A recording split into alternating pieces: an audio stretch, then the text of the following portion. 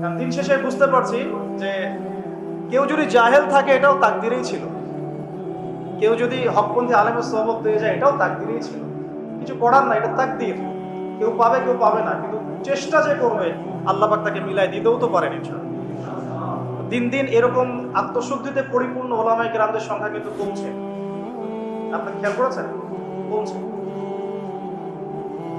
যে ব্যক্তি হক ও বাতিলকে পার্থক্য করে দেয়, যে ব্যক্তি অন্যের শুভাকাঙ্ক্ষী, যে ব্যক্তি উম্মার ঐক্য চায়, যে ব্যক্তি নিজে যা বলে তার উপর আমল করে, যে ব্যক্তি অন্যকে আল্লাহর দিকে ডাকে, যে ব্যক্তি নিজে হারাম খায় না, যে ব্যক্তি আলেমদের মাঝে বিভেদ সৃষ্টি করে না, যে ব্যক্তি মানুষকে নবী সাল্লাল্লাহু আলাইহি ওয়াসাল্লাম রেখে যাওয়া সুন্নতের দিকে ডাকে, যার অন্তরটা পরিষ্কার, ভিতরে কোনো হিংসা নাই, কোনো অহংকার নাই, কোনো গীবত তহমত কিচ্ছু নাই, এরকম মানুষ, এরকম আলেম খুঁজে পাওয়া কি চারটাখানি কথা?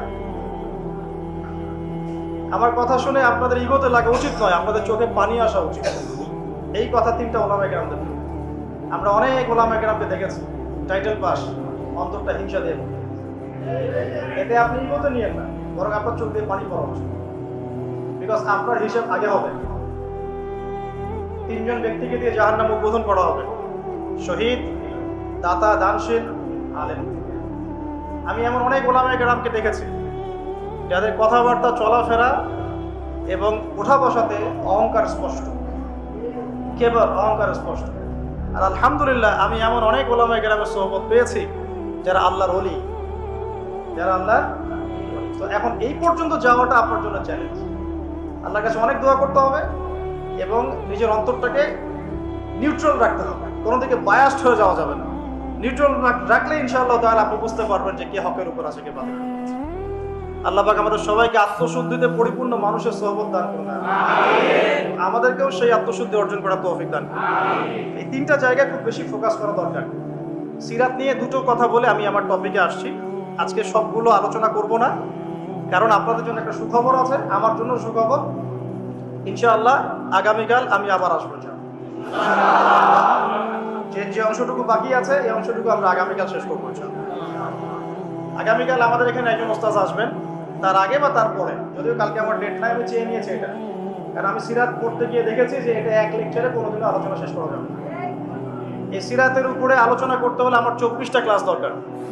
একটু এই জায়গাটা শোনেন, এই পুরো সিরাত, আমার হাতে একটা পাতলা সিরাতের বই আছে, সিরাতে খাতামুল আম্বিয়া, আপনারা অনেকেই জানেন, এই বইটা পড়েছেন, আল্লামা শফি রাহিমাহুল্লাহ রচিত অনবদ্য একটা কিতাব, কলেবর ছোট কিন্তু অনেক গভীর কথা। এরকম সিরাতের অনেক বই আছে। আলহামদুলিল্লাহ আমার বাসাতে মোটামুটি ভাবে 15-20 হাজার টাকার সিরাতের বই আছে, অনেক। এটা কিছুই না, 15-20 হাজার টাকার বই। আমাদের ওস্তাদরা কোনো একটা সফরে গেলে একসাথে 2-3 লাখ টাকার বই কিনে। হ্যাঁ, আমাদের ওস্তাদরা এই তো বেশি দূর না, আপনি মার্কাজুদ দাওয়ায় গিয়ে দেখেন, শাইখরা যখন সফরে যান তখন মনে হয় 2-3 লাখ টাকার বই কিনে। তাদের কাছে বইয়ের কিন্তু অভাব নাই, একটা লম্বা ঘর ভর্তি পুরো বই আর বই, কিন্তু এতগুলো বই থাকা সত্ত্বেও তারা প্রত্যেক সফরে 1 লাখ, 1.5 লাখ, 2 লাখ টাকার বই কিনে। এটা এমন কিছু না, আমি জাস্ট একটা এক্সাম্পল দিলাম যে আপনারাও এগুলো সংগ্রহে রাখতে থাকেন, ইনশাআল্লাহ আপনার সিরাতের কলেবর বৃদ্ধি হবে। তো যেখান থেকে শুরু করতে চাচ্ছি সেটা হলো সিরাত কেন্দ্রিক আমাদের একটা কোর্স কিন্তু চালু করা হয়েছে, এবং সেটা ক্লাস শুরু হবে ইনশাআল্লাহ আগামী 14 কি 16 তারিখ থেকে, সম্ভবত 16 তারিখ থেকে। মানে পুরো রবিউল আউয়াল মাস রেজিস্ট্রেশন হচ্ছে এবং রবিউল সানি থেকে আমরা ক্লাস শুরু করব। 2 মাসের কোর্স, 2 মাসের ক্লাস পাবেন মোট 24টা। এই 24টা ক্লাসে আপনি পুরো এই সিরাতের বইটা শিখবেন ইনশাআল্লাহ। 24টা ক্লাস, প্রত্যেকটা ক্লাসে 1 ঘন্টা করে। আর টপ 10 যারা হবেন পরীক্ষা দিয়ে তাদের জন্য অবশ্যই পুরস্কার থাকবে। প্রথম 3 জনের জন্য বাইতুল্লাহ জিয়ারতের তৌফিক ইনশাআল্লাহ। আর এগুলো আমি আমার টাকা থেকে দিব না, আপনারা ডোনেশন পাঠাবেন, অনুদান পাঠাবেন, এই যে ভাইরা আছে আপনারা হাজিদের দায়িত্ব নেবেন। আলহামদুলিল্লাহ রেজিস্ট্রেশন যে পরিমাণ হয়েছে তাতে চিন্তা করছি এতগুলো স্টুডেন্টকে আমরা কোথায় এক জায়গায় ক্লাসে বসাবো। আলহামদুলিল্লাহ সিরাতের এই বিপ্লবটা খুব দরকার, আল্লাহ পাক তৌফিক দান করুন। আর আমভাবে আপনাদের সবার জন্য একটা কুইজ কন্টেস্ট আসছে সামনে, অনলাইনে হয়তো দেখেছেন কিনা জানি না। সিরাতের উপরেই, এই বইটার উপরে প্রশ্ন হবে 100টা।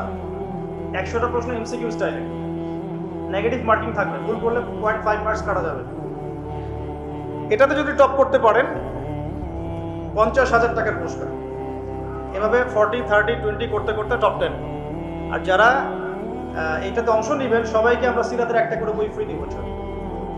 এটাতে রেজিস্ট্রেশন মাশাআল্লাহ অনেক হয়েছে। আমরা দোয়া করি আল্লাহ পাক সবার মধ্যে সিরাতের প্রতি মহব্বত সৃষ্টি করুন। এখন আসেন টপিকে আসেন, কঠিন টপিক, নবী সাল্লাল্লাহু আলাইহি ওয়াসাল্লামের নেতৃত্বের গুণাবলী। তো আমাদের এখানে নিশ্চয়ই নেতারাও আছেন। নেতা বলতে শুধু রাজনৈতিক নেতা বোঝাচ্ছে না, পরিবারের নেতা, মসজিদের নেতা, এই মার্কেটের নেতা, অর্থনীতির নেতা এবং অবশ্যই আমাদের সম্মানিত পলিটিক্যাল নেতৃবৃন্দ তো আছেন। তো লেকচারটা সবার জন্যই। আল্লাহ পাক আমাদের সবাইকে মনের কান দিয়ে শোনার তৌফিক দান। সোজা কথায় আসি, নবী করিম সাল্লাল্লাহু আলাইহি ওয়াসাল্লাম নবী হওয়ার আগে তিনি যে গুণাবলীগুলো অর্জন করেছিলেন, এই গুণাবলীগুলো আমরা অনেক সময় পাশ কাটিয়ে চলে যাই। আমরা আলোচনা শুরু করি নবী সাল্লাল্লাহু আলাইহি ওয়াসাল্লাম নবী হওয়ার পর থেকে। আদতে নেতৃত্বের গুণাবলীর পয়েন্টটা যদি নিয়ে আসতে হয়, আমাদেরকে এখান থেকে আলোচনা শুরু করতে হবে। নবী সাল্লাল্লাহু আলাইহি ওয়াসাল্লাম নবুয়ত পাওয়ার আগে কেমন মানুষ ছিলেন। একটা হাদিস থেকে আমরা এটা বুঝতে পারি। সহিহ বুখারীর প্রথম খণ্ডের ওহী অধ্যায়ের মধ্যে আছে এবং খাদিজা রাদিয়াল্লাহু আনহা এখানে অনেকগুলো কথা বলেছেন। হাদিসটা অনেক লম্বা, আপনারা বাসায় গিয়ে একটু দেখে নিয়েন। আমি খুব শর্ট করে মূল জায়গাটা বলছি। আল্লাহ নবী সাল্লাল্লাহু আলাইহি ওয়াসাল্লাম যখন ওহী প্রাপ্ত হলেন, আপনারা জানেন উনি ভয় পেয়েছিলেন। জিবরাইল আলাইহিস সালাম এসে তাকে বলেছিলেন ইকরা, আপনি পড়ুন। তিনি বলেছেন মা আনা বিকারি, আমি তো পড়তে জানি না। তখন বলা হচ্ছে পড়ুন, আবার বলছেন আমি তো পড়তে জানি না। চেপে ধরা হচ্ছে, ছেড়ে দেওয়া হচ্ছে, চেপে ধরা হচ্ছে, ছেড়ে দেওয়া হচ্ছে, 3 বার চেপে ধরা হয়েছে। একটু চিন্তা করতে পারি কিনা আমরা, যদি কোনো জিনও এসে আমাকে চেপে ধরে তাহলে কি অবস্থা হবে? জিন তো খুব বেশি শক্তিশালী না।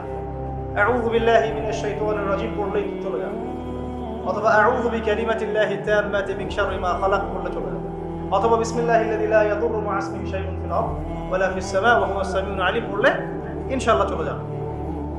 আরো অনেক দোয়া আছে, জানতে হলে স্পেশাল সাক্ষাৎ দরকার, ভিজিটেশন। ঠিক আছে? এখন ফেরেশতা চেপে ধরলেন, তাহলে তো ব্যাপারটা অনেক কঠিন, অনেক বার্ডেন তার মাথায় তখন ছিল, বুকের মধ্যে ভার। এই অবস্থায় তিনি যখন বাসায় এসেছেন, খাদিজা রাদিয়াল্লাহু আনহাকে তিনি একটা কথা বলেছেন, খাশিতু আলা নাফসি, আমি আমার নিজের নফসের উপরে ভয় পাচ্ছি। আপনারা পড়ে দেখেন, সহিহ বুখারীতে আছে প্রথম খণ্ডে ওহী অধ্যায়। এই জায়গায় খাদিজা রাদিয়াল্লাহু আনহা 4টা থেকে 5টা বাক্য বলেছেন তার সম্পর্কে। 1, আপনি এতিমের দেখাশোনা করেন। 1, আপনি বিধবাদের খোঁজ খবর নেন। আপনি মুসাফিরদের খাবার দেন। হ্যাঁ, আপনি অসহায়ের পাশে দাঁড়ান।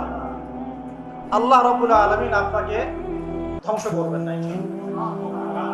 তিনি কিন্তু নবী এই মাত্র হলেন, আর এই কথাগুলো নবুয়তের আগের চারিত্রিক বৈশিষ্ট্য ব্যাখ্যা করছে, তাই তো? নবী সাল্লাল্লাহু আলাইহি ওয়াসাল্লাম বিয়ে করেছেন কত বছরে? 25। আর খাদিজা রাদিয়াল্লাহু আনহার বয়স তখন 40। নবী সাল্লাল্লাহু আলাইহি ওয়াসাল্লামের বয়স তখন 40, বিয়ে হয়েছে 25-এ। 25 থেকে 40 কত হলো? 15 বছর। এই 15 বছরে খাদিজা রাদিয়াল্লাহু আনহা দেখেছেন নবী সাল্লাল্লাহু আলাইহি ওয়াসাল্লাম মিসকিনদের পাশে থাকেন, তিনি এতিমের দেখাশোনা করেন, তিনি বিধবাদের খোঁজ খবর নেন, মুসাফিরদের অন্নদান করেন, মিসকিনদের পাশে থাকেন। মানে তিনি কারোর প্রতি জুলুম করেন না, তিনি খুবই মানবিক একজন মানুষ এবং তার চারিত্রিক বৈশিষ্ট্য অনন্য সুন্দর। ইনশাআল্লাহ আল্লাহ আপনার কোনো ক্ষতি করবেন না, এটা তার স্ত্রী তাকে বুস্ট আপ করলেন পিছন থেকে। এখন নবুয়তের আগের এই গুণাবলীগুলো কি আমরা অর্জন করতে পেরেছি? নবুয়তের আগের এই চারিত্রিক গুণাবলীগুলোই কি আমাদের নেতৃবৃন্দের মধ্যে আছে কিনা? নেতৃবৃন্দ বলতে আমরা সবাই বোঝাচ্ছি মনে করেন, আমাদের মধ্যে আছে কিনা? আমরা সবাই কোনো না কোনো জায়গায় দায়িত্বশীল, বাড়ির বা মসজিদের বা ব্যাংকের বা অর্থনীতির বা রাজনীতির। এখন এই যে এতিমের দেখাশোনা করা, বিধবাদের পাশে থাকা, মিসকিনদের খোঁজ খবর নেওয়া, মুসাফিরদের অন্ন দেওয়া এবং দুর্বলদের সাহায্য করা, এটা আমাদের মধ্যে আছে কিনা? নবী তিনি এখনো হন নেই, কেবল হলেন। নবুয়তের আগের গুণাবলী নবীজি বলছেন ইন্নামা বুইসতু লিউতাম্মিমা মাকারিমাল আখলাক, আমি উত্তম চরিত্রকে পূর্ণতা দেওয়ার জন্যই প্রেরিত হয়েছে। এখন বাস্তবতা দেখেন, নবী হওয়ার আগে আমাদের নবী সাল্লাল্লাহু আলাইহি ওয়াসাল্লামের যে চারিত্রিক বৈশিষ্ট্যগুলো ছিল, আমরা হতভাগা উম্মাহ, আমরা এখনো মুসলমান হয়েও, মুসলমান ঘরে জন্ম নিয়েও, কোরআন হাতে পেয়েও, হাদিস হাতে পেয়েও সেই গুণাবলী অর্জন করতে পারি। অগণিত মুসলমান জিনা করে, অগণিত মুসলমান সুদ খায়, অগণিত মুসলমান ঘুষ খায়, অগণিত নেতৃবৃন্দ দুর্নীতি করে। সবার কথাই বলছি, আমরাও দুর্নীতি করি। যেমন আমরা যে লেকচার দিতে বসেছি, আমি যদি আমার হক আদায় না করি, এটাও আমার ইলমের উপর দুর্নীতি হবে, হবে কি না? আর আমাকে যদি কোনো প্রশ্ন করেন যে প্যালেস্টাইন এখন যে ইস্যু চলছে এটার কি জবাব হবে, আর আমি যদি আমার স্বার্থ চিন্তা করে পাশ কাটিয়ে ডানে ভাবে অ্যান্সার দিই, দুর্নীতি করলাম ইলমের সাথে, করলাম কি না? এই জন্য জিজ্ঞাসা করেন না। ঠিক আছে, আচ্ছা। তো দেখুন নবী সাল্লাল্লাহু আলাইহি ওয়াসাল্লাম এই গুণাবলীগুলো আছে কিনা। আমরা সুদ খাচ্ছি, আমরা জিনা করছি। আপনি 5% মানুষ খুঁজে পাবেন না এখন যারা সুদ খায় না, কোনো না কোনো ভাবে আমরা রিবার সাথে জড়িত। আর যারা ইকোনমিক্স নিয়ে পড়াশোনা করেন ওই আলেমদেরকে জিজ্ঞাসা করবেন, যারা ইকোনমিক্স নিয়ে পড়াশোনা করেছেন এমন আলেমকে জিজ্ঞাসা করবেন পেপার মানি ইলেকট্রনিক মানির মধ্যে রিবা আছে কিনা।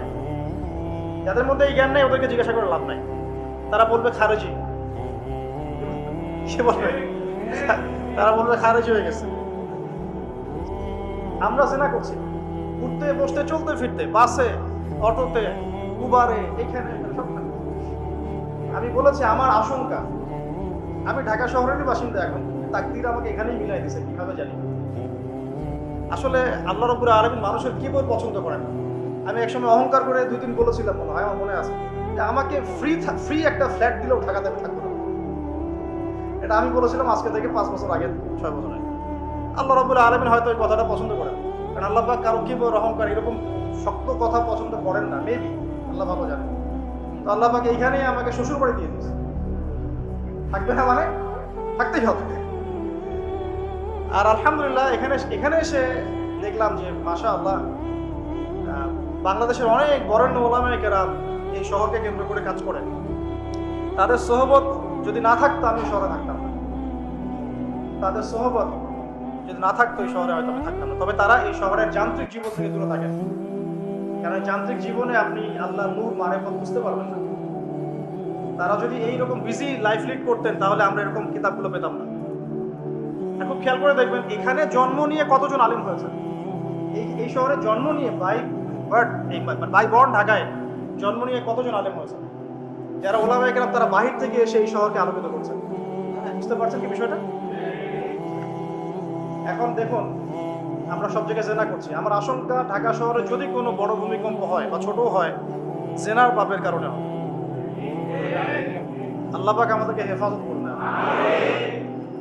আর আমি আজকে আরো বেশি কনসিয়াস এবং ভয় পাচ্ছি এই কথাটা বলতে, যে যদি আল্লাহর কোনো গজব চলে আসে তখন ভালো মন্দ কোনো মানুষ ছাড় পাবে না, আমরাও ছাড় পাবো না। ভালো মানুষ মনে হয় ছাড় পাবে এমন না।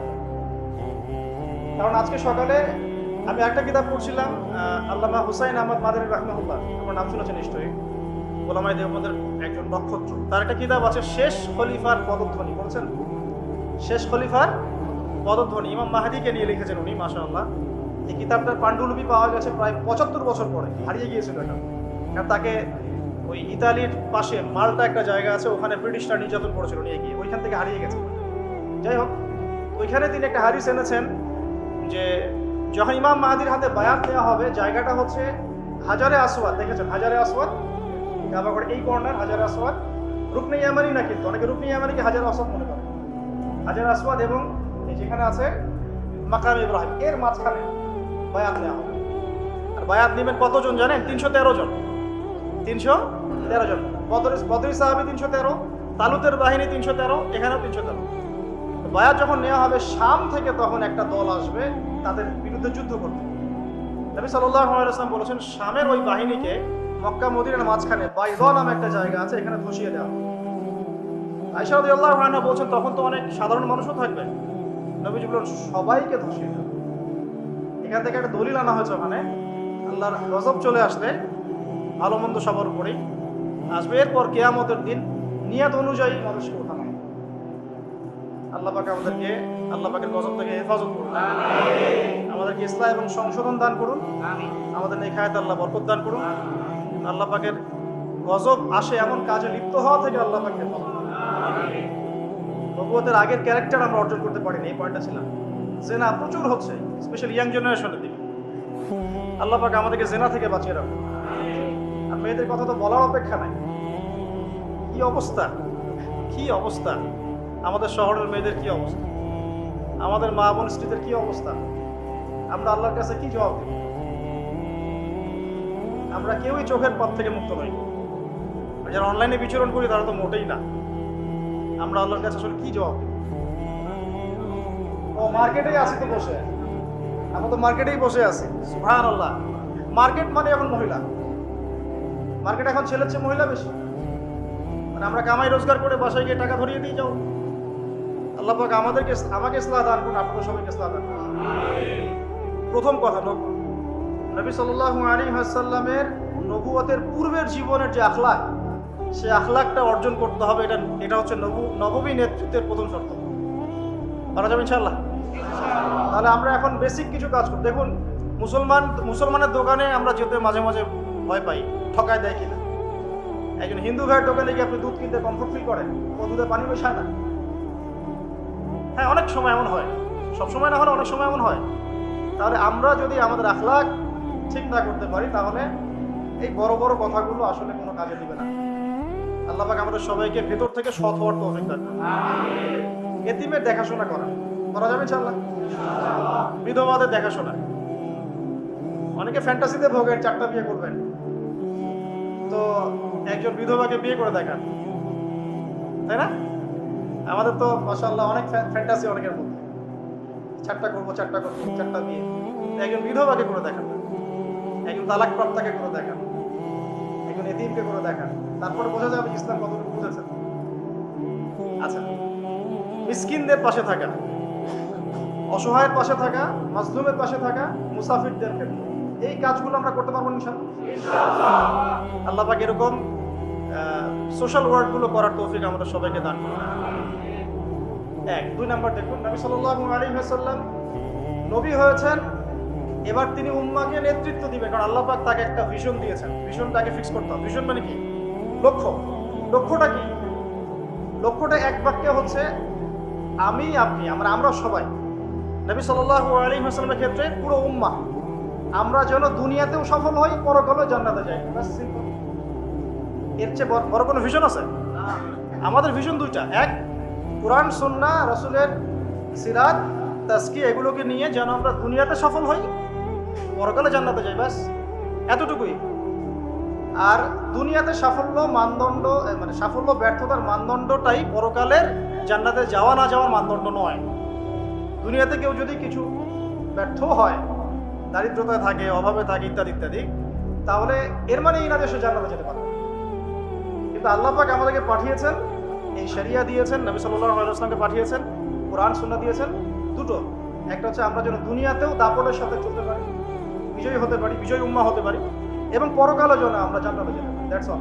এটা আমাদের ভিশন। তো এই ভিশনটা নবী সাল্লাল্লাহু আলাইহি ওয়াসাল্লামের ছিল কি ছিল না? এখন এটাকে বাস্তবায়ন করার জন্য আল্লাহর নবী সাল্লাল্লাহু আলাইহি ওয়াসাল্লাম নিজে হিমসেলফ, তিনি নেতৃত্ব দিয়েছেন কিনা? প্রথমে দেখিয়েছি আপনাকে আগের ক্যারেক্টার। ওই আগের ক্যারেক্টারগুলো কি পরে নাই হয়ে গেছে? ওই ক্যারেক্টারগুলো আরো বেশি দীপ্তমান হয়েছে। কোনটা? আরো বেশি দীপ্তমান হয়েছে। এখন ওহী আসার পরে নবী সাল্লাল্লাহু আলাইহি ওয়াসাল্লাম প্রথম যেটাতে ফোকাস করলেন, সেটা হলো ইলম অর্জন করা এবং অন্যকে ইলম শেখানো। আর আল্লাহ নবী সাল্লাল্লাহু আলাইহি ওয়াসাল্লাম আল্লাহর কাছ থেকে ইলম শিখছেন। এটা ইলম না কোরআন? এটা ইলম নয় কি? এটা আল্লাহর পক্ষ থেকে দেয়া ইলম, ওহী, এবং এর সাথে হিকমা দেওয়া হয়েছে, মানে সুন্নাহ। তো কোরআন এবং সুন্নাহ আল্লাহ পাক তাকে শেখাচ্ছেন, এবং নবী সাল্লাল্লাহু আলাইহি ওয়াসাল্লাম এটা তার উম্মাহকে শেখাচ্ছেন। তাহলে একজন সফল নেতার গুণাবলী হবে এই মানবিক গুণাবলীগুলোর সাথে সে নিজে ইলমের ধারক বাহক হবে এবং সমাজে আলো ছড়িয়ে দিবে জ্ঞানের। এটাই হচ্ছে একজন নেতার আদর্শ নেতার গুণাবলী। এটা খুবই খুবই গুরুত্বপূর্ণ একটা চারিত্রিক বৈশিষ্ট্য একজন সফল নেতা। সে নিজে ইলমের ধারক বাহক হবে এবং জনগণের মধ্যে জ্ঞান ছড়িয়ে দেবে। আর এই জ্ঞানের ডেফিনেশনটা কি হবে তাহলে? শুধু কি বস্তুবাদী জ্ঞানই জ্ঞান, নাকি জ্ঞানের কোনো ডেফিনেশন আছে, সংজ্ঞা আছে? সংজ্ঞাটাও আমরা কোরআন থেকে নেই। সংজ্ঞাটা আল্লাহ কোরআনে দিয়েছেন সূরা কাহফের মধ্যে। ওয়াকুলিল হাক্কু মির রাব্বিকুম ফামান শাআ ফালইউমিন ওয়া মান শাআ ফালইয়াকফুর। এই হক বা সত্যটা তোমার রবের পক্ষ থেকে আসে। সূরা বাকারা আছে ওয়াকুলিল হাক্কু মির রাব্বিকুম ফালা তাকুনান্না মিনাল মুমতারিন। হক আল্লাহর পক্ষ থেকে আসে, তুমি সন্দেহবাদীদের অন্তর্ভুক্ত হও না। মানে হক, এই জ্ঞান, এই কোরআন যেটাই আপনি বলেন, এটা আল্লাহর পক্ষ থেকে আসে। তার মানে যেটা আল্লাহ পর্যন্ত আমাদেরকে পৌঁছায় সেটাই জ্ঞান। তাহলে জ্ঞান কোনটা? যেটা আমাকে আল্লাহ চিনাবে, আল্লাহ পর্যন্ত পৌঁছাবে। ইকরা বিসমি রাব্বিকাল্লাযী খালাক, এর মানে কি? পড়ুন আপনার রবের নামে যিনি আপনাকে সৃষ্টি করেছেন। মানে যে জ্ঞান আপনাকে আপনার স্রষ্টা পর্যন্ত পৌঁছায়, এটাই জ্ঞান। আর যেটা আমাদেরকে ওখান থেকে দূরে সরায় দেয়, সেটা কি জ্ঞান?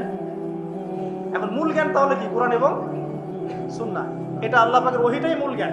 এর সাথে প্রাসঙ্গিক উপকারী যে কোনো ইলম চর্চা করা যাবে, হোক সেটা মেডিকেল সায়েন্স, ইঞ্জিনিয়ারিং, দর্শন, রসায়ন, পদার্থ, সাহিত্য, সবই চর্চা করা যাবে, যতক্ষণ না সেটা কোরআন সুন্নাহর যে মূল ধারা, মূল নীতি এর সাথে সাংঘর্ষিক। আমার কথা কি বুঝতে একটু কষ্ট হচ্ছে? যতক্ষণ পর্যন্ত কোরআন এবং সুন্নাহর মূল ধারার সাথে, মূল নীতির সাথে এই জ্ঞানগুলো কন্ট্রাডিক্টরি না হবে, ততক্ষণ পর্যন্ত এটা চর্চা করা যাবে। এখন আমরা নেশন ওয়াইজ দেখেন, আমরা কি আসলে কোরআন এবং সুন্নাহর জ্ঞানটা প্রমোট করছি, না অন্য বস্তুবাদী জ্ঞানটা প্রমোট করছি? আর নবী সাল্লাল্লাহু আলাইহি ওয়াসাল্লাম কি করেছেন? তিনি কি বস্তুবাদী জ্ঞানটাকে প্রমোট করেছেন বেশি, নাকি কোরআন সুন্নাহর জ্ঞানটাকে বেশি? তাহলে একটা সফল নেতা, সফল নেতৃত্বের প্রথম কাজ নিজে জ্ঞানের ধারক বাহক হওয়া এবং জনসাধারণ অনুসারীদের মধ্যে জ্ঞানের বিপ্লব ছড়িয়ে দেওয়া। ঠিক আছে ভাই? দুইটা পয়েন্ট পেলাম আমরা। এখন আপনি খেয়াল করে দেখেন, নবী সাল্লাল্লাহু আলাইহি ওয়াসাল্লাম নিজে তো এই পুরো মহাবিশ্বের, মানে আল্লাহ রাব্বুল আলামিনের বান্দাদের মতো সবচেয়ে জ্ঞানী মানুষ, এবং তার অনুসারীদেরকে আপনি দেখেন, একজন অনুসারী খুঁজে পাবেন না যিনি অজ্ঞ আছে, নাই। বরং তারা শতাব্দীর পর শতাব্দী তাদের আলোর দুটি ছড়িয়ে আমাদের পর্যন্ত জ্ঞানটা পৌঁছে দিলেন। এই জ্ঞান কি মরে গেছে না এখনো জীবিত? এই হলো জ্ঞান। তাহলে আমরা যদি সফল নেতা হতে চাই, সফল নেতৃত্বের দাবি করি, তাহলে অবশ্যই আমাদেরকে জ্ঞানতাত্ত্বিক বিপ্লব সংগঠিত করতে হবে। এটার জন্য শুধুমাত্র বস্তুবাদী জ্ঞান যথেষ্ট নয়। যতক্ষণ না আমরা জেনারেল শিক্ষা, ইসলামিক শিক্ষাকে একত্রিত করে একটা নতুন কিছু করছি, ততক্ষণ পর্যন্ত এই জাতির, এই আমরা যারা স্বপ্ন দেখি যুবক যুবতী সোনামণিদেরকে নিয়ে, এটা বাস্তবায়িত হবে না। আসলে এটা বাস্তবায়িত হবে না। আমরা একটা জিনিস লক্ষ্য করছি, দেখুন, এটাও একটা নেগেটিভ বিষয়। এটাও ইগোতে নিয়ে না, ভাবতে হবে বিষয়গুলো নিয়ে। ইগোতে নিয়ে নেওয়া যাবে না, কথা শুনলেই ভাবতে হবে। আমরা অনেকেই সমাজটাকে বিভক্ত করে ফেলছি, এবং এই বিভক্তটা করছি আমরা কিছু দাড়ি টুপি বলা মানুষ। এটা আমি নিজেও ফেস করেছি। একটু মসজিদে আছি আমরা, আদব রক্ষা করি, কিছু দাড়ি টুপি বলা মানুষ। আমরা সমাজটাকে এভাবে বিভক্ত করেছি, তোমরা জেনারেল, আমরা আলেম। তোমরা জেনারেল, তো you have come from general background, আর আমরা এসেছি ফ্রম মাদ্রাসা ব্যাকগ্রাউন্ড। এভাবে অনেক সময় আমরা সমাজটাকে বিভক্ত করে দিচ্ছি। এটাতে কি হচ্ছে? জেনারেল আর এটা একটা কন্ট্রাডিক্টরি সৃষ্টি হচ্ছে, কনফ্লিক্ট তৈরি হচ্ছে একটা। এভাবে ডিল করা, ট্রিট করাটা মনে হয় ঠিক হচ্ছে না। বরং আমাদের উচিত যারা জেনারেল লাইনে পড়াশোনা করেছে দীর্ঘদিন, তাদেরকে একটু বুকে টেনে নেওয়া। আদারওয়াইজ আপনি তাদেরকে দিন ওইভাবে শেখাতে পারবেন না। আর এটা তো অহংকার হয়ে যাবে তখন, যে আমি মাদ্রাসা ব্যাকগ্রাউন্ড থেকে আসছি, তুমি জেনারেল ব্যাকগ্রাউন্ড থেকে আসছো, তুমি কি জানো? তুমি তো জানো না সামি আল্লাহু এর পরে পেশ দিতে হয়। মানে আমরা এটাও জানি না ওখানে পেশ দিতে হয়। এভাবে আক্রমণ করা হচ্ছে যে ব্যাকরণে তো তুমি কিছুই জানো না। সামিআ আল্লাহু এর ওখানে পেশ দেওয়া লাগে, তুমি তো ব্যাকরণে কিছুই পড়ো নাই। নামস এত অহংকারী হলেন কিনা, এত হিংসা কেন? এগুলো তো আমরা বক্তব্য করেছি আজকে থেকে 30 বছর আগে, এবং আমাদেরকে শেখানো হয়েছে প্রত্যেকটা ওয়ার্ডের হক আদায় করে বলার জন্য। এক একটা ওয়ার্ড, এক একটা শব্দের হক আদায় করে যেন উচ্চারণ করা হয়। সুবহানাল্লাহ। তো আমরা অনেক সময় সমাজটাকে এভাবে বিভক্ত করে ফেলছি, অজ্ঞতা বশত, অহংকার বশত। এতে করে হচ্ছে কি, অনেক সময় ইসলাম এবং জেনারেল ব্যাকগ্রাউন্ডের মানুষেরা তারা একে অপরের সাথে কনফ্লিক্ট হয়ে যাচ্ছে। তো আমাদের উচিত, আমার মনে হয় এটা নিয়ে ভাববেন আপনারা, আমাদের উচিত সবাইকে আগে কাছে টেনে নেওয়ার মানসিকতা তৈরি করা। এমন অনেক অনেক স্কলার আছেন যারা আগে ইঞ্জিনিয়ার হয়েছেন, পরে পীর হয়েছেন। আগে ডক্টর ছিলেন, পরে উম্মার রাহাবার হয়েছে। আগে একটা প্রফেশনে ছিলেন, পরে মাশাআল্লাহ উম্মার দায়ী হয়েছেন। এমন অনেক মানুষ আপনি পাবেন। এমন অনেক খেদমত তাদের আছে যেটাকে এভাবে হেলায় ফেলে দেওয়া যাবে না। উম্মার জন্য অনেক বড় বড় খেদমত এমন কিছু মানুষও করেছেন যারা মাদ্রাসায় পড়েননি কখনো। আমি কারো খেদমত ছোট করছি না। আমরা একটা কিছু মানুষের, সমাজে কিছু মানুষ এই ভাইবটা ছড়ানোর চেষ্টা করছে। আপনারা এই ভাইবের মধ্যে পা দিবেন না। ওলামায়ে কেরামদেরকে তাদের জায়গায় শ্রদ্ধার পাত্র হিসেবে রাখবেন, নিজেরা তাদের সহবতে গিয়ে দিন শিখবেন, এবং একটা হৃদ্যতাপূর্ণ সম্পর্ক রাখার চেষ্টা করবেন, যাতে একে অপরের সাথে কোনো রকম কনফ্লিক্টে না যায়। আল্লাহ পাক আমাদেরকে বোঝার তৌফিক দান করুন। মানবিক গুণাবলীর সাথে দুই বলেছে ইলম ধারণ করা এবং মানুষকে শেখানো। আল্লাহ পাক আমাদের সবাইকে ইলম শেখার তৌফিক দান করুন। লাস্ট টাইম প্রশ্ন করি, ইলম মানে কোন ইলম ভাই? শুধু কি বস্তুবাদী জ্ঞান বা শুধু কি কোরআন সুন্নাহ? কোরআন এবং সুন্নাহ অবশ্যই মৌলিক শেকড়। এর পাশাপাশি আপনি উপকারী জ্ঞানও শিখতে পারবেন। এই জ্ঞানের প্রচার প্রসার যখন ব্যাপক হবে, নেতা কেন পুরো জাতিটাই দেখবেন মাশাআল্লাহ বিশ্বের বুকে মাথা তুলে দাঁড়াবে। আল্লাহ পাক আমাদের সবাইকে জ্ঞান অর্জন করার তৌফিক দান করুন। 3 নম্বরে আসি। আজকে তো সব বলতে পারবো না বলেছি, ইনশাআল্লাহ আগামীকালের জন্য কিছু রেখে দিচ্ছি। আজকে আমি চেষ্টা করছি 10টা টাচ করার, ঠিক আছে ইনশাআল্লাহ, শর্ট করে করে। 3 নম্বরটা বলি, দেখুন 3 নম্বর হচ্ছে নবী সাল্লাল্লাহু আলাইহি ওয়াসাল্লাম নিজে ইলম আল্লাহর কাছে পেয়েছেন, সাহাবীদেরকে শিখিয়েছেন। সবচেয়ে বেশি কঠোর আমল তিনি নিজে করেছেন। 3 নম্বরটা হচ্ছে একজন নেতার অন্যতম গুণাবলী থাকতে হবে সিরাতের আলোকে, নেতৃত্বের গুণাবলীর অংশে তাকে নিজেকে আগে আমল করে দেখাতে হবে। শুধু বড় বড় কথা বলা, লেকচার দিয়ে ক্ষান্ত হলে চলবে না, মানুষকে শেখালেই চলবে না, নিজেকে আগে আমল করে দেখাতে হবে। আমি কয়েকটা এক্সাম্পল দিচ্ছি। দেখুন, হুনাইনের যুদ্ধ চলছে, একটু মনোযোগ দেন। হুনাইনের যুদ্ধ চলছে, নবী সাল্লাল্লাহু আলাইহি ওয়াসাল্লামের আশপাশের সাহাবীরা ছত্রভঙ্গ হয়ে গেছে। এই হুনাইনের যুদ্ধ হচ্ছে মক্কা বিজয়ের পরে, কিন্তু মক্কা বিজয়ের আগে নয়। তো সাহাবীরা ছত্রভঙ্গ হয়ে গেছেন, নবী সাল্লাল্লাহু আলাইহি ওয়াসাল্লাম নিজে সামনে এগিয়ে গিয়ে তরোয়াল খুলে উঁচু করে বলছিলেন যে আনা মুহাম্মদ আনা রাসূলুল্লাহ লাস্তু কাযিবান, আমি মুহাম্মদ, আমি আল্লাহর রাসূল সাল্লাল্লাহু আলাইহি ওয়াসাল্লাম, লাস্তু কাযিবান, আমি মিথ্যাবাদী নই। তিনি যুদ্ধের ডাক দিয়ে পিছনে পড়ে থাকেন না, তিনি নিজে সামনে গিয়ে তরোয়াল উঁচু করে সাহাবীদেরকে ইন্সপায়ার করছেন যে আমি আল্লাহর রাসূল, আমি মুহাম্মদ, আমি মিথ্যাবাদী নই, হালুম্মা ইলাইয়া, আমার দিকে তোমরা আসো, ছুটে আসো। তখন সাহাবীরা ছুটে আসলেন। লিডিং ফ্রম দ্য ফ্রন্ট, যেটা বলি আমরা, সামনে থেকে নেতৃত্ব দেওয়া। এই শব্দটা শুনেছেন ক্রিকেট খেলার মধ্যে, তাই না? সামনে থেকে নেতৃত্ব দেয়া। নবী সাল্লাল্লাহু আলাইহি ওয়াসাল্লামের চারপাশে সাহাবীরা খন্দকের যুদ্ধের সময় পখিরা খুঁজছে। খন্দকের যুদ্ধের সময় খাল খোঁড়া হয়েছিল, মনে আছে আপনাদের? যাতে ওরা আমাদের কাছে আসতে না পারে, খাল খুঁড়ে দেওয়া হয়েছে। এই খাল খুঁড়তে আমাদের নবীজি নিজে বলেন নাই যে খাল খোঁড়ো তুমি, আবু বকর তুমি খোলো, ওমর তুমি খোঁড়ো, আলী তুমি খোঁড়ো, এটা নয়। তিনি নিজে নিজের লুঙ্গি বেঁধে নিয়ে এখানে খাল খুঁড়েছেন, নিজের পেটে খাবার নাই, পাথরও বেঁধেছেন। প্রচন্ড শীতের মধ্যে তিনি সেখানে উপস্থিত থেকে কাজ নিয়েছেন। বুঝাতে যাচ্ছি, নবী সাল্লাল্লাহু আলাইহি ওয়াসাল্লাম শুধুমাত্র কথা বলেই ক্ষান্ত হতেন না, নিজে করে দেখান। যে কোরআনের দাওয়াত তিনি মানুষকে দিচ্ছেন, সেই কোরআন সারা রাত তেলাওয়াত করছেন। যে নামাজের দাওয়াত তিনি মানুষকে দিচ্ছেন, সেই নামাজ পড়তে পড়তে তার পা ফুলে যাচ্ছে। এমন না যে নামাজ আপনারা পড়েন, আমি বললাম তাহাজ্জুদ পড়েন, আমি পড়ি না, আমি বললাম আপনারা বেশি বেশি নামাজ পড়েন, আমি নিজেই পড়ি না, এমন নেতা তিনি ছিলেন না। এখন আপনি মেলান দেখে আশপাশে কথা কাজে মিল আছে, এমন নেতা কোথায় পাবেন? কয়জন পাবেন? নিজে খালি বলছি, মানুষকে নিজে করে দেখাচ্ছে কতটা। এরকম অসংখ্য এক্সাম্পল দেওয়া যাবে। নবী সাল্লাল্লাহু আলাইহি ওয়াসাল্লাম বদর যুদ্ধে নিজে সামন থেকে নেতৃত্ব দিয়েছেন। নবী করিম সাল্লাল্লাহু আলাইহি ওয়াসাল্লাম মানুষকে অনাড়ম্বর জীবন যাপন করতে বলেছেন, নিজে কি বিলাসী জীবন যাপন করেছেন? তিনি নিজেও মাসের পর মাস তার বাসায় চুলা জ্বলছে না। এগুলো আমরা আসলে চিন্তা করতে পারবো না, আর আমাদের এত পরীক্ষা আল্লাহ পাক নিবেনও না, কারণ এগুলো যার ঈমান যত উঁচু তার পরীক্ষা তত বেশি হয়। নবী সাল্লাল্লাহু আলাইহি ওয়াসাল্লাম বাসায় তার খাবার নাই, খেজুর খেয়ে থাকছেন, অনেক সময় রুটি খাচ্ছেন জাইতুনের তেল দিয়ে, খুব রেয়ার গোশত খাচ্ছেন। নবী হওয়ার পরে তিনি 3 দিন টানা পেট ভরে খান নাই। তার মানে কি তিনি শুধু নিজে বড় বড় কথা বলেছেন? নিজেও সেটা আমল করে দেখিয়েছেন।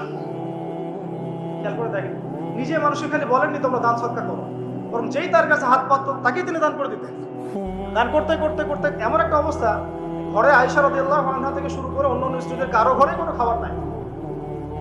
ঈদের দিন তার ঘরে খাবার নাই। আয়েশা রাদিয়াল্লাহু আনহা বলছেন যে ইয়া রাসূলুল্লাহ, কিছু দিয়ে যান, আমরা ঈদের রান্না বান্না করব। নবীজি কিছু দিতে পারলেন না, সুবহানাল্লাহ সাল্লাল্লাহু আলাইহি ওয়াসাল্লাম। তিনি চলে গেলেন ঈদের নামাজ পড়াতে। ঈদের নামাজ পড়িয়ে বাসায় এসে দেখলেন রান্না বান্না হচ্ছে, মাশাআল্লাহ সবার ঘরে রান্না হচ্ছে। তো তিনি জিজ্ঞাসা করলেন খাবার কোথা থেকে আসলো? তখন তার স্ত্রীরা বললেন, আম্মা জান যারা ছিলেন রাদিয়াল্লাহু আনহা, আয়েশা রাদিয়াল্লাহু আনহা সম্ভবত বলেছেন যে আপনি যখন চলে গিয়েছেন তখন উসমান বিন আফফান রাদিয়াল্লাহু আনহু তিনি প্রত্যেক স্ত্রীর ঘরে একটা করে উট পাঠিয়েছেন। আপনারা ব্যবসায়ীরা উসমান রাদিয়াল্লাহু আনহুর মতো হয়ে যান এবং দিনের জন্য আপনাদের এই অর্থবিত্ত যা আছে ফেলে দেন ইনশাআল্লাহ। যে ব্যক্তি দুনিয়া গোছাবে আল্লাহ পাক তার পরকাল গোছাবেন না, যে ব্যক্তি পরকাল গোছাবে আল্লাহ তার দুনিয়া গোছিয়ে দিবেন ইনশাআল্লাহ। আর আল্লাহ নবী সাল্লাল্লাহু আলাইহি ওয়াসাল্লাম এরপর কি করেছেন জানেন? হাত তুলে দোয়া করেছেন। দোয়াটা আমি মুখস্থ করে রেখেছি, কারণ আমার ছেলের নাম উসমান। ওকে দেখলে আদর করতে হবে, দোয়াটা যেন করা যায়। আল্লাহুম্মা সাহহিল হিসাবা আলা উসমান, আল্লাহুম্মা সাহহিল হিসাবা আলা উসমান। আল্লাহ তুমি উসমান রাদিয়াল্লাহু আনহুর একদম সহজ হিসাব নিয়ে নাও। এই জন্য উসমান রাদিয়াল্লাহু আনহুর হিসাব হবে 3 নাম্বার। প্রথমে আবু বকর সিদ্দিক, তারপর ওমর ইবনে খাত্তাব, তারপর উসমান ইবনে আফফান, এবং তিনি যাবেন বের হয়ে চলে আসবেন। হিসাব সহজ নাই। ওই যে দোয়া নবী সাল্লাল্লাহু আলাইহি ওয়াসাল্লাম করেছেন একদিনের আমল, এরকম লাইফ ছিল তার। নবী সাল্লাল্লাহু আলাইহি ওয়াসাল্লাম নিজে করে দেখাতেন, খালি বলেননি দান করো। আর আমরা মাশাআল্লাহ ওয়াজ মাহফিলে এসে দেখি যে দান উঠাচ্ছে। আপনি কয় টাকা দান করেছেন? আপনি দেন 50, কে 50 দিবেন হাত তোলেন, বাস। আমি কিন্তু বলছি না আর কি, বাস 50 দিল, কে 20 দিবেন, কে 20 দিবেন, কে 10 দিবেন, 10 দিবেন। লাস্টে দেখা যায় যে আস্তে আস্তে নোট কমতে থাকে, 1000, কে 500 দিবেন। শেষে বলে ভাই খুচরাগুলোও দেই, ভাই খুচরাগুলোও দেই, খুচরাগুলোও দেই, ভাই খুচরাগুলোও দেই। এই হচ্ছে অবস্থা। তো ওই হুজুর কয় টাকা দিয়েছে নিজের দান কি বুঝাতে চাচ্ছি। আল্লাহ নবী সাল্লাল্লাহু আলাইহি ওয়াসাল্লাম কথার মানুষ ছিলেন না, নিজে কাজ করে দেখিয়েছেন। আমরা নামাজ পড়তাম 5 ওয়াক্ত, পড়ি 5 ওয়াক্ত। আল্লাহ নবী সাল্লাল্লাহু আলাইহি ওয়াসাল্লাম নামাজ পড়তে 8 ওয়াক্ত। বলো কিভাবে? 5 ওয়াক্ত সালাত, তাহাজ্জুদ, এটা একটা ওয়াক্ত ধরলাম আর কি। ইশরাক, চাশত, ইশরাক এবং চাশত সালাতুদ দুহা, দেখ কয়টা হচ্ছে? 8টা হচ্ছে। এছাড়াও যখনই ওযু করতেন নামাজ পড়তেন, যখন সময় পেতেন নামাজ পড়তেন। তিলাওয়াত তিনি শুধু নিজেই করতেন এমন নয়, মানুষের তেলাওয়াত শুনতেন। আপনারা ওই হাদিস জানেন, তিরমিজিতে আছে, আব্দুল্লাহ ইবনে আব্বাস রাদিয়াল্লাহু আনহু তেলাওয়াত শুনতে শুনতে তার চোখ দিয়ে পানি পড়ছে। তো বললে অনেক কথা বলা যাবে, মোট কথা হচ্ছে এমন একটা আমল নাই যেটা তিনি শুধু বলেছেন নিজে করেন। একদম তাসবিহ তাহলিল থেকে শুরু করে, জিকির আজকার থেকে শুরু করে জিহাদ দিন কায়েম পর্যন্ত শুধু বলেন নাই, করে দেখিয়েছেন। একটা আমলও তিনি শুধু বলেন নাই, করে দেখেন। তার মানে আদর্শ নেতৃত্ব হতে হলে আমাদেরকে কথা শুধু বললেই হবে না, কাজ করে দেখাতে হবে। খালি বড় বড় গরম গরম রাজনৈতিক ভাষণ দিয়ে লাভ নাই, বরং কথা কাজ করে দেখাতে হবে। সমৃদ্ধি কাকে বলে, উন্নতি কাকে বলে, অগ্রগতি কাকে বলে, একটা নেশনের ডেভেলপমেন্ট কাকে বলে? শুধু মিলস, ইন্ডাস্ট্রিজ, ফ্যাক্টরিজ আর ফ্লাইওভার এগুলোর মানদণ্ড নয়। আপনি যদি ভুটানকে দেখেন, সেখানে এত এগুলো পাবেন না, আপনি ইন্ডাস্ট্রিয়াল রেভলিউশন পাবেন না, বাট তারা সুখী, হ্যাপি। তারা হ্যাপি, তারা কেউ না খেয়ে মরে না, হ্যাপি। আমরা অনেক বড় বড় কথা বলি, অনেক কিছু বলি, আমি ওগুলো নিয়ে কনফ্লিক্টেও যেতে চাই না, তর্ক করতে যাচ্ছি না। কিন্তু আপনারাও জানেন ভালো করে কথা কাজে মিল নাই। এবং সত্যি কথা এটাই যে আমরা যা বলছি তা আসলে করছি না, আমরা খেয়ানত করছি। আল্লাহর কাছে জবাব দিতে হবে, আল্লাহর কাছে জবাব দিতেই হবে। যেই হোক না কেন উপরে, যেই আসুক না কেন, তাকেই আল্লাহ পাক জিজ্ঞাসা করবে। পুরো নেশনের হিসেব তাকে দিতে হবে। এটা খুব ডিফিকাল্ট। আবু যর রাদিয়াল্লাহু আনহুকে নবীজি বলতেন, তুমি জীবনেও নেতৃত্ব চেয়ে নিও না, তোমাকে জোর করেও যদি দেওয়া হয়, তোমাকে এটা ছুরিবিহীন জবাই করে দেওয়া হচ্ছে, তোমাকে ছুরিবিহীন জবাই করে দেওয়া হচ্ছে। আমরা কত কত সমস্যা দেখবেন। এডুকেশন নিয়ে আপনাকে আল্লাহ পাক জিজ্ঞাসা করবেন, জাতিকে কি শিখিয়েছ? হ্যাঁ, ইসলামের খেদমত নিয়ে জিজ্ঞাসা করবেন, অর্থনীতি নিয়ে জিজ্ঞাসা করবেন, তোমার জাতিকে সুখমুক্ত করতে পেরেছিলে কিনা। আপনাকে আল্লাহ পাক জিজ্ঞাসা করেন প্রশাসনিক বিষয়গুলো নিয়ে, সততার সাথে প্রশাসন চালিয়েছো কিনা, না দুর্নীতি করেছো, কখনো ঘুষ খেয়েছিলে কিনা, কখনো কি কলমের খোঁচায় কোনো মাজলুমকে শাস্তি দিয়েছো কিনা, কেউ জুলুম করে নাই তাকে শাস্তি দিয়েছো কিনা। এক একটা হিসাব না দিয়ে কেউ পার পাবে না। বিশ্বাস করেন, আমি যে এই যে উসমান রাদিয়াল্লাহু আনহু হিসাবের কথাটা বললাম না, তার আগেও দুটো লাইন আছে হাদিসে। আবু বকর রাদিয়াল্লাহু আনহুকে আল্লাহ নবীজি বলবেন তুমি সামনে যাও, কারণ আল্লাহ নবী সাল্লাল্লাহু আলাইহি ওয়াসাল্লাম সিজদায় পড়ে থাকবেন। আল্লাহ পাক তাকে যে তাসবিহ শিক্ষা দিবেন ওই সময় তিনি সেটা করবেন। ওটা আগেও কাউকে শিক্ষা দেন নাই, পরে কাউকে শিক্ষা দেন। এরপরে আল্লাহ পাক বলবেন যে তুমি মাথা ওঠাও, সাল তুতি, তুমি চাও তোমাকে দেওয়া হবে। নবীজি তখন চাইবেন ওই দোয়াটা যেটা তিনি দুনিয়াতে করেন নাই, আল্লাহ আমার উম্মত, আল্লাহ আমার উম্মত। হিসাব শুরু করো। হিসাব শুরু হওয়াটাই একটা চ্যালেঞ্জ। হিসাব শুরু না হওয়াটাই কিয়ামতের দিন আমাদের জন্য প্যানিক অবস্থা। হিসেব শুরু হওয়াটাই একটা বড় চ্যালেঞ্জ। ওইখানে কেউ হিসেব শুরু করাতে পারবে না। আদম আলাইহিস সালাম পারবেন না, নূহ আলাইহিস সালাম পারবেন না, ঈসা ইবনে মারইয়াম, মূসা আলাইহিস কেউ পারবেন না। পরে আমাদের নবী সাল্লাল্লাহু আলাইহি ওয়াসাল্লাম এভাবে আল্লাহকে রিকোয়েস্ট করবেন, আল্লাহ হিসাবটা অন্তত শুরু করুন। তোমার বান্দারা কষ্টে, আজকে কষ্টে জর্জরিত। আবু বকর রাদিয়াল্লাহু আনহুকে আল্লাহ নবী বলবেন সামনে যাও। তিনি যেতে যেতে কান্নাকাটি শুরু করে দেন, হাউমাউ করে কান্নাকাটি শুরু করে দিন, ইয়া রাসূলুল্লাহ আমি তো অনেক পরে ইসলাম কবুল করেছি, সেই কত বছর বয়সে, আমি কিভাবে আগে যাব? আল্লাহ রাব্বুল আলামিন তাকে রহমতের পর্দা দিয়ে ঢেকে নেবেন এবং বলা হচ্ছে যে আমাদের মুমিনদের উপরে আমভাবে নূর এবং রহমত দেওয়া হবে, কিন্তু আবু বকর সিদ্দিক রাদিয়াল্লাহু আনহুকে খাসভাবে নূর আর রহমত দেওয়া হবে। কারণ আল্লাহ নবী সাল্লাল্লাহু আলাইহি ওয়াসাল্লামকে খাস সাহায্য করেছেন আবু বকর রাদিয়াল্লাহু আনহু। তারপর উমর রাদিয়াল্লাহু আনহুর পালা আসবে, উমর ইবনে খাত্তাব একইভাবে কান্নাকাটি করবেন এবং আল্লাহ রাব্বুল আলামিন তার নেকিগুলো দেখাবেন। নবী সাল্লাল্লাহু আলাইহি ওয়াসাল্লাম বলেছেন যে কেউ যদি আসমানের সমস্ত তারাকে একত্রিত করে, ওর মিসাল আর উমর ইবনে খাত্তাবের নেকির মিসাল হবে।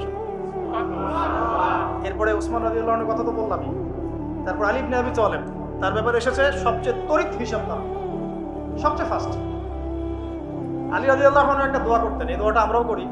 তিনি দোয়া করতেন যে আল্লাহ আমি চাই না যে আমাকে শিশু বয়সেই, কিশোরে বা যৌবনকালেই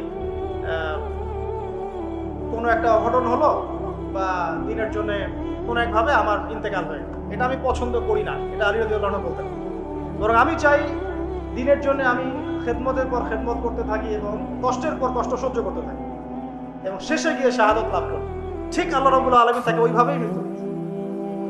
এটা হচ্ছে আমার কাছে মনে হয় এটা সেই হাদিসের ব্যাখ্যা যে আল্লাহ পাক সম্পর্কে মানুষ যে ধারণা রাখবে আল্লাহ পাক তাকে সেটাই দিবেন। আমরা দোয়া করি আল্লাহ পাক আমাদের সবাইকে যেন তার ইবাদত করতে করতে দাড়ি সাদা করার তৌফিক দান করেন এবং আল্লাহর রাস্তায় শাহাদত দান করেন। তো এখন আসুন, সম্ভাবনা আছে তো? সম্ভাবনা আছে। আমরা ওয়ার্ল্ড অ্যাফেয়ার্স ঘাটাঘাটি করছি, সমকালীন বিশ্ব সম্পর্কে খোঁজখবর রাখছি। পরিস্থিতি কখন কোন দিকে কিভাবে মোড় নেবে কেউ জানে না। আজকে যা হয়েছে তা কি মানুষ জানতো, ভাবতে পেরেছিল এটা হতে পারে? বাই দ্য ওয়ে, এখন আপনি অনেকেই অনলাইনে পাবেন না, যাদেরকে অনেক লাভঝাপ করতে দেখেছেন, এরা এখন সব ঘন্টা দিয়ে গর্তে ঢুকে যান। নাই, কোনো কথা নাই, চুপ। বরং দেখবেন ইসরায়েলের পক্ষ নিয়ে কথা বলা শুরু করেছে, না হামাসের এটা উচিত হয় নাই, না এটা উচিত হয় নাই, এটা কেমন আরো বেশি আগ্রাসন চালাবে। আরে ভাই, আগ্রাসন কি কম চালাচ্ছে নাকি এমনিতে? আমাদের একজন উস্তাদ এক কথা বলেন যে যদি প্রতিহত করা হয় তাহলে যে বিজয় হবে এটা নিশ্চিত না, কিন্তু প্রতিহত না করা হলে যে পরাজয় হবে এটা নিশ্চিত। তো তারা যদি প্রতিহত করে এটা কি অপরাধ? বিগত 70 বছর থেকে যে তারা আমাদের মা বোনদেরকে মেরে ফেলতো, বাচ্চাদেরকে বোম্বিং করতো, এটা কিছু না? তখন ওদেরকে পাওয়া যায় না। এখন খুশির একটু খুশি প্রকাশ করা, অভিনন্দন জানানো বা আলহামদুলিল্লাহ পড়ার মতো ঈমান দেখা যায় না। তো আহলুন নিফাক ওয়াল আহলুল ঈমান পার্থক্য হয়ে যাচ্ছে। আপনারা বুঝে নেন, চিনে নেন, আপনারা বুঝে নেন। আল্লাহ পাক আমাদের সবাইকে ঈমানদারদের কাতার করতে হবে। 3 নম্বর পয়েন্টটা খুব ইম্পর্টেন্ট এবং এটা খুব বড় আলোচনা ছিল, কিন্তু আমি সময় সংক্ষিপ্ততার কারণে শর্ট করলাম। আপনারা বুঝে নেন যে আল্লাহ নবী সাল্লাল্লাহু আলাইহি ওয়াসাল্লাম শুধুমাত্র এমন নবী ছিলেন না যিনি শুধু কথা বলে খান, দাওয়াত দিয়ে খান, বরং নিজে সব কিছুর উপর সর্বাগ্রে আমল করে দেখান। 4, নবী সাল্লাল্লাহু আলাইহি ওয়াসাল্লাম তার অনুসারীদের কারো সাথে, আল্লাহ নবী সাল্লাল্লাহু আলাইহি ওয়াসাল্লাম তার অনুসারীদের কারো সাথে কখনো খারাপ ব্যবহার করতেন। মানে সূরা আলে ইমরানের একটা আয়াত আছে, গাড়িতে আস্তে আস্তে ভাইয়ের সাথে আয়াতটা নিয়ে কথা হচ্ছিল, আপনারা পড়ে দেখবেন। সূরা আলে ইমরানের একটা আয়াত আছে, ফাবিমা রাহমাতিন মিনাল্লাহি লিনতা লাহুম, এটা আল্লাহ পাকের রহমত যে তুমি তোমার অনুসারীদের সাহাবীদের প্রতি কোমল হয়েছে, দয়া করেছে। এমনিতেই তিনি সবার উপরেই দয়া করেন, তার উপরে তার অনুসারী যখন মানে সাহাবায়ে কেরাম, তার ফলোয়ার্স, তাদের প্রতি তিনি ছিলেন লিনতা লাহুম, খুবই নরম, কোমল, নম্র। তুমি যদি তাদের প্রতি কঠোর হতে, মানে তুমি যদি অনুসারীদের প্রতি খুব কঠোর হতে, রূঢ় স্বভাবের হতে, তোমার কাছ থেকে তারা সরে যাবে। একটু খেয়াল করে দেখেন, আমরা যারা ধর্মতাত্ত্বিক নেতৃত্বই দিচ্ছি বা অন্য জায়গায় দিচ্ছি, আমরা একটু কঠোরতা বেশি আরোপ করি না? কঠোরতা, বকাঝকা করা, গালিগালাজ করা, ইজ্জত হানি করা, যাকে তাকে ধুয়ে দেওয়া অনলাইনে একদম, হ্যাঁ, মানে যার তার বেইজ্জত করা, এটা আমরা বেশি করি। এই কারণে আপনার কাছে কেউ যাচ্ছে না, এই কারণেই আপনার কাছ পর্যন্ত কেউ যাবে না, বিকজ আপনার কাছে সে তো সেই ভালোবাসা পায় নাই। আবার আমরা এমন মানুষ পেয়েছি যারা এগুলোকে ভুলে গিয়ে সবাইকে বুকে টেনেও নিতে পারে, এমনও মানুষের উম্মতে আছে আলহামদুলিল্লাহ। কিন্তু সফল নেতৃত্বের গুণাবলী হতে হলে এখানে আমাদেরকে লিনতে লাহুম, এই স্বভাবটা থাকতে হবে যে আমরা যেন অনুসারীদের প্রতি নরম হই। কারণ আমরা তো 1400 বছর পরের জেনারেশন, মানে আমাদের মধ্যে কেউই পিউরিফাইড না। আমাদের মধ্যে না সেই নববী যুগের কোনো নেতা আছে, আর না নববী যুগের কোনো অনুসারী আছে। তাহলে আমাদের ক্ষেত্রে কত সবরের দরকার সেটা আমাদেরকে ভাবতে হবে। তিনি ছিলেন নরম, কোমল, দয়ালু, এবং তিনি কাউকে কারোর সামনে বেইজ্জত করতেন না।